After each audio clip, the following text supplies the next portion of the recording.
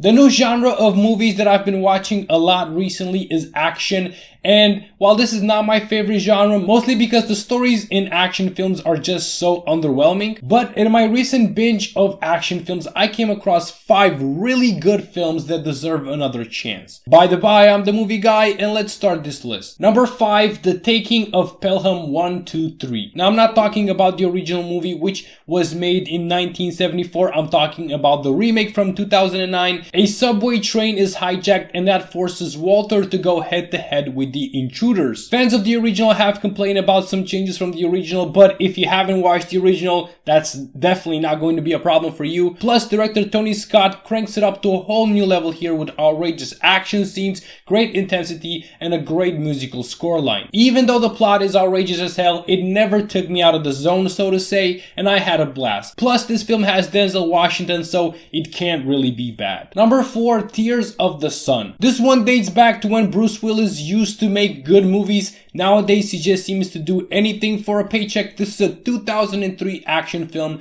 about a commander who goes to Nigeria in order to rescue a doctor, but he will only come with him if he also rescues 70 other refugees from there. That's a bonus gimmick. The film works as a drama and as an action piece as well, with brutal execution. There's also some political commentary. Some people loved it, other people hate it. It just depends on the person that you are. I would say that there are perhaps too many explosions, but director Anthony Fuqua does a good job at balancing both the drama aspects and the action aspects in order to make a good viewing experience. Plus, he doesn't make any character feel like a damsel in distress. Grab your popcorn and get ready to see some shit get blown sky high. Number 3, Lionheart. I don't know with which action stars you guys were brought up with, but for me in Romania, one of the biggest action stars ever is Jean-Claude Van Damme. And he has made some duds. He has also made some good movies. This one was considered a dud, but it is actually a pretty cool film. Jean-Claude plays a guy named Lion, and he goes into an underground street fighting tournament in order to make money for the family of his brother. The story is not the strongest part of the film. The action is definitely where this one strives.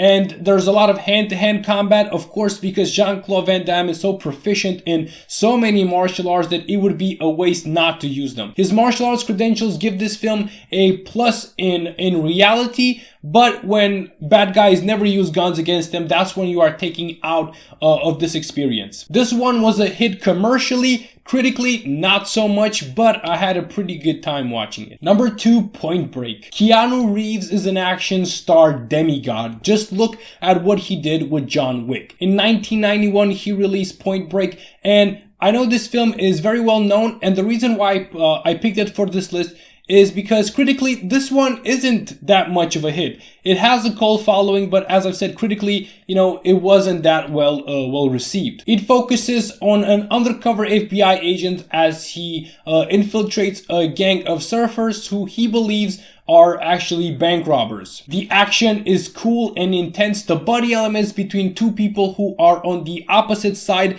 of the spectrum of the law, that's where this movie shines the brightest. And the directing of Catherine Bigelow is top notch. This is a solid pick for movie night. Number 1, Blind Fury. Now, Point Break might have been number 1 on this list had it not had such a high audience rating. Now, the honor goes to a 1989 film named Blind Fury. Yup, just oldies on this list, but trust me, all of them are golden. The story follows Nick Parker. He's an ex-Vietnam soldier, and he returns to the USA to rescue the son of a comrade from Vietnam. He is a trained swordsman and he wants to dish out some revenge. Let me start with the negatives. First of all, the story is predictable as hell, but the biggest positive is that, with Nick Parker being blind, the martial arts exchanges are definitely something new. It's not something that you see in films every day. And there's actually a scene where Nick is supposed to fight some guys, and the lights go out and basically everyone is blind now. Nobody can see anything, so Nick has an advantage. It was a very cool way to sort of reverse the situation. There's also some good comedy that stems from Nick's condition, but overall my favorite thing is just how different it felt